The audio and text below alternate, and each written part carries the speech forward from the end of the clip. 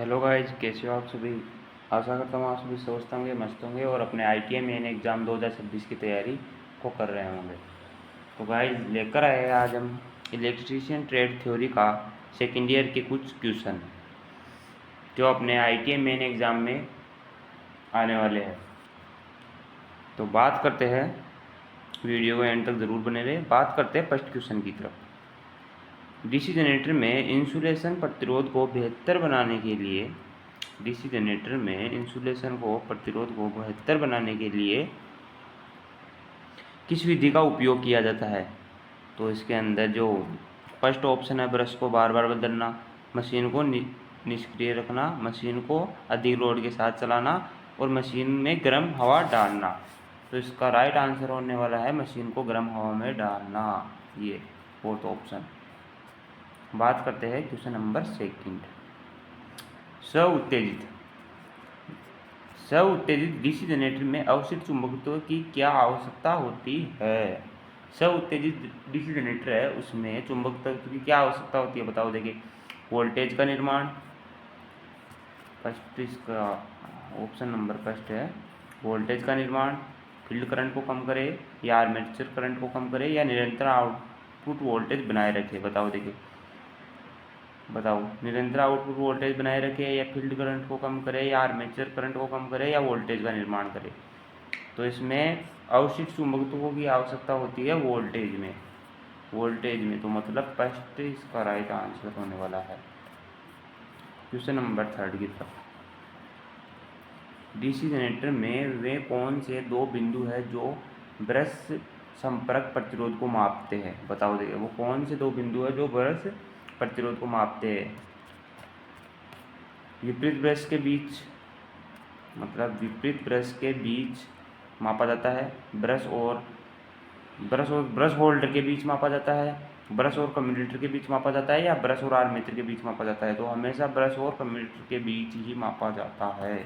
Option number third. Question number fourth की बात करते हैं। डीसी जनरेटर में वोल्टेज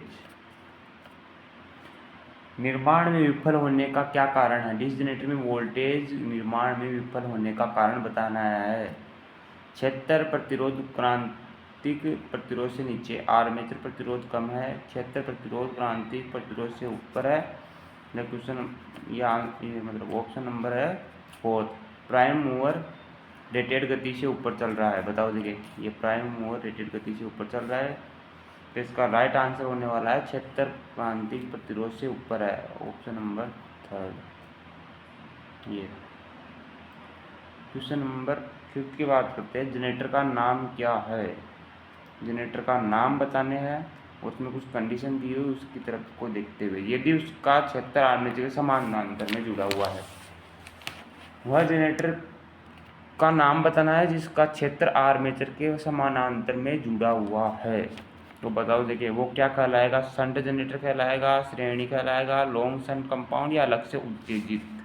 बताओ, देखिए क्वेश्चन नंबर 5 की बात हो रही है।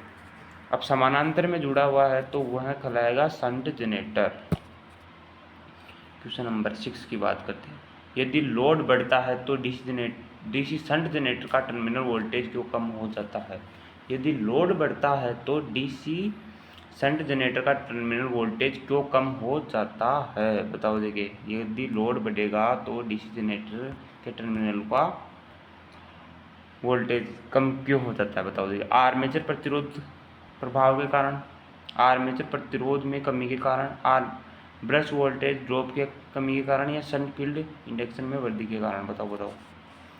Option number first, shunt field induction में वृद्धि के कारण बढ़ता है वोल्टेज। अवशिष्ट चुंबकत्व, क्वेश्चन नंबर 7 की बात करें हम। अवशिष्ट चुंबकत्व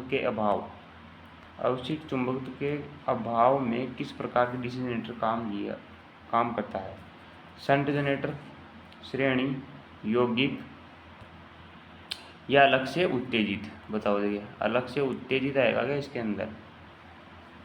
बताओ, मुझे तो बताओ, देखिए आपको क्या लग रहा है इसका आंसर, आप कमेंट में बताना है। आपको पता था क्या। देखिए इसका मुझे तो लग रहा है ये फोर्थ, और यही आएगा इसका अलग से उत्तेजित जनरेटर।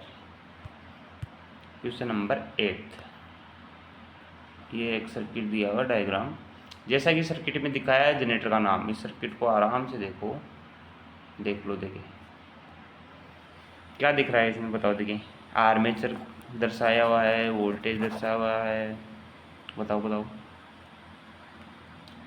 अब इस देख लिया, अब इसमें ऑप्शन है डीसी शंट जनरेटर है क्या, ये बताओ ये क्या है, बताओ। इसको आप देखो डायग्राम को और बताना है ये है क्या।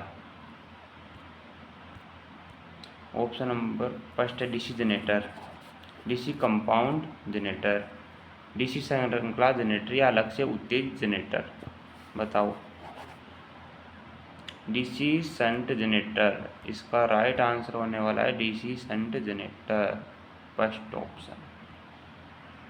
क्वेश्चन नंबर 9 की बात करते हैं। ये भी एक सर्किट का डायग्राम है, इसको देखकर हमको बताना है कि ये है क्या, कौन सा ये जनरेटर है। देखो क्या दिख रहा है आपको इसमें, आर्मेचर है नहीं है। देखो डीसी शंट जनरेटर है, डीसी श्रृंखला जनरेटर है, या शॉर्ट शंट कंपाउंड जनरेटर है, या लॉन्ग शंट कंपाउंड जनरेटर है, बताओ। देखिए 9 की बात हो रही है, यह है long shunt compound generator, fourth option. देखो देख लो, long shunt compound generator. Question number 10 की बात होने वाली है। यदि वीटी टर्मिनल वोल्टेज ईजी उत्पन्न ईएमएफ है तो डीसी शंट जनरेटर के शंट फील्ड करंट आरएसएस का सूत्र बताया जाना है, बताओ। देखिए आरएस का सूत्र क्या से होने वाला है, बताओ। देखिए फर्स्ट ऑप्शन है, बताओ। देखिए आईएसएस बराबर वीटी बट्टा आरएसएस, सेकेंड ऑप्शन आईएसएस बराबर ईजी बट्टा आरएसएस, थर्ड ऑप्शन आईएसएस बराबर वीटी इंटू आरएसएस, या आरएसएस बराबर ईजी इंटू आरएसएस, बताओ। दे कौन सा राइट आंसर होने वाला है, मुझे बताओ। इसका राइट आंसर होने वाला है आईएस बराबर वीटी बट्टा में आरएसएस। तो कौन सा है, देखो ये सेकेंड ऑप्शन नहीं, ये भी नहीं, ये भी नहीं, अरे ये फर्स्ट ऑप्शन इसका राइट आंसर है। क्वेश्चन नंबर 11 की बात करते हैं। डीसी जनरेटर की दक्षता का फॉर्मूला, बताओ। देखिए ये क्वेश्चन आएगा पक्का, अपने दिमाग में बैठा लो ये क्वेश्चन। तो डीसी जनरेटर की दक्षता का फॉर्मूला है क्या, ये फॉर्मूले तो आपको रट के जाने हैं, इसे मान लो। यहाँ से तो क्वेश्चन फंसेगा 100%। ITA मेन एग्जाम में एक फॉर्मूले में तो क्वेश्चन पक्का आता ही आता है। तो देखना, देखिए डीसी जनरेटर की दक्षता का फॉर्मूला क्या है, बताओ। देखिए डीसी जनरेटर है, उसकी दक्षता ज्ञात करते हैं और उसका फॉर्मूला क्या है, बताओ। इनपुट प्लस लॉस बट्टा इनपुट आउटपुट बट्टा इनपुट माइनस लॉस आउटपुट बट्टा आउटपुट प्लस लॉस इनपुट बट्टा आउटपुट, बताओ। क्वेश्चन नंबर 11 है ये, ध्यान रखना। देखो देखिए इसका होता है हमेशा होता है इसका आउटपुट तो ऊपर, बट्टा में होता है इनपुट माइनस लॉस। आउटपुट ऊपर देखकर इनपुट और उसमें माइनस होता है लॉस। तो बताओ देखो कौन सा, ये रहा, देखो थर्ड ऑप्शन राइट आंसर है। अगले क्वेश्चन की चलते हैं तरफ। किसी हानि को ताम्र हानि होता है, बताओ। देखिए कॉपर लॉस कौन सा है, बताओ। लगातार नुकसान, प्रवृत्ति हानि, घर्षण हानि या पवन क्षति, बताओ। देखिए इसका राइट आंसर होने वाला है ये ऑप्शन नंबर 2, परिवर्तनीय हानि, वेरिएबल लॉस। हमेशा ध्यान रखना, वेरिएबल लॉस को ही ताम्र हानि कहते हैं, कॉपर लॉस।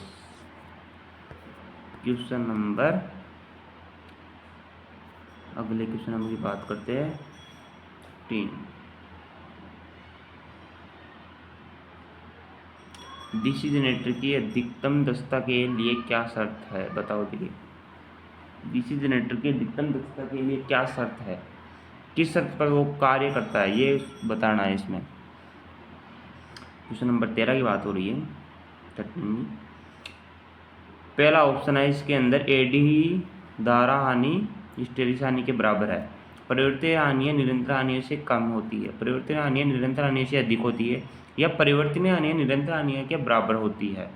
बताओ देखिए, हमेशा परिवर्तनीय जो हानियाँ होती है जो निरंतर हानियों के बराबर में चलती है। तो इसके ये देखो, ये लिखा हुआ बराबर, ये देखो बराबर, ये ऑप्शन, फोर्थ ऑप्शन राइट।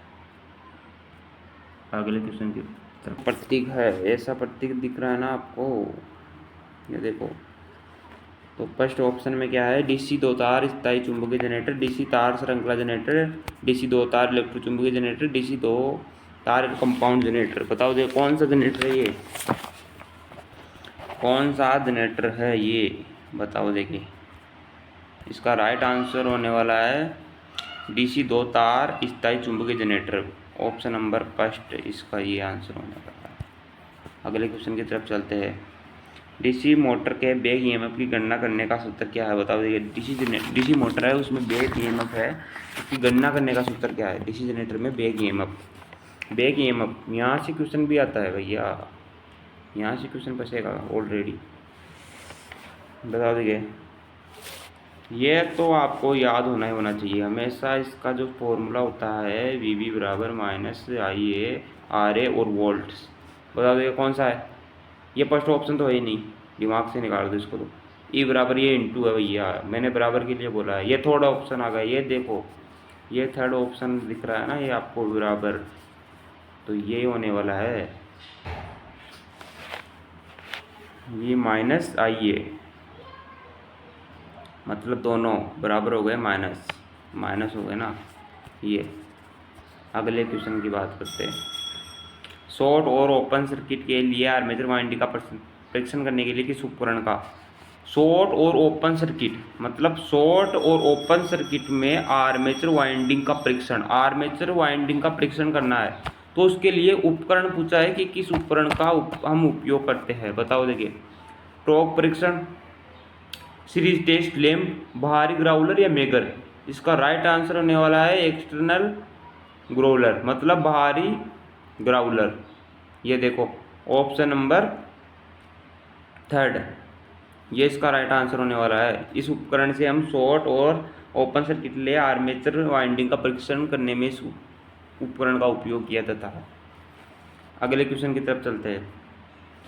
चित्र में दर्शाई गई डीसी मोटर की गति नियंत्रण विधि का नाम क्या है। ये देखो, ये डायग्राम आराम से देख लो, आप आराम से डायग्राम को देखो। बताओ देखिए ये क्या है, फील्ड डायवर्टर विधि है या फील्ड टेपिंग विधि है या वोल्टेज नियंत्रण विधि है या आर्मेचर डायवर्टर विधि है। बताओ, ये होने वाली है आर्मेचर डायवर्टर विधि। ये देखो आर्मेचर डायवर्टर विधि ने का, ये देखो इसमें आर्मेचर आपको मैं बताता हूँ। ये देखो ये क्या है ये आर्मेचर, और ये आर्मेचर डायवर्टर विधि है। आप आराम से इसको देखा करें पहले, और बाद में ऑप्शन चूज करें। अगले क्वेश्चन की बात करते हैं हम। डीसी मोटर की गति की गणना के लिए किस सूत्र का उपयोग किया जाता है। डीसी मोटर की गति की गणना करने के लिए किस सूत्र का, ये सूत्र तो आएंगे भैया। डीसी मोटर की गति करने के लिए किस सूत्र का उपयोग किया जाता है, बताओ जी, बताना जी सूत्र।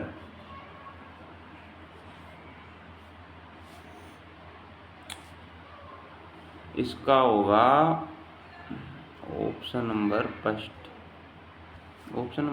होना चाहिए इसका। बराबर, एक मिनट, ये होगा क्या यार, 5। हाँ, ऑप्शन नंबर फर्स्ट इसका राइट आंसर है जी। ऑप्शन नंबर फर्स्ट इसका राइट आंसर है। ये है सूत्र। किसका सूत्र है, डीसी मोटर की गति की गणना के लिए। डीसी मोटर की जो गति होती है उसका ये सूत्र है, ऑप्शन नंबर फर्स्ट। नोट कर लेना जी, आएगा यहाँ से क्वेश्चन तो। डीसी मोटर में आर्मेचर की घूर्णन दिशा, मतलब डीसी मोटर की जो आर्मेचर की जो घूर्णन दिशा है निर्धारित, मतलब उसको निर्धारित करने के लिए किस नियम, ये अब की बार नियम पूछा है, किस नियम का उपयोग किया जाता है बताओ। दाई हाथ पकड़ नियम, दाई हाथ के हथेली का नियम, फ्लेमिंग के बाएं हाथ का हथेली का नियम, या फ्लेमिंग के दाएं हाथ का नियम, बताओ बताओ। फ्लेमिंग के बाएं हाथ का नियम काम करता है इसके अंदर, फ्लेमिंग के बाएं हाथ का नियम, ये नियम काम करता है डीसी मोटर में आर्मेचर की घूर्णन दिशा निर्धारित करने के लिए।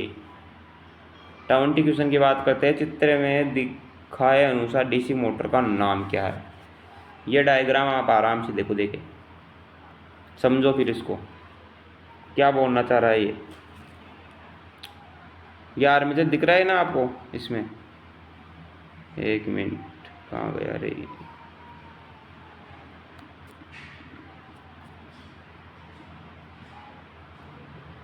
इन क्वेश्चनों की तो अगली क्लास में बात करेंगे हम। ये 20 क्वेश्चन।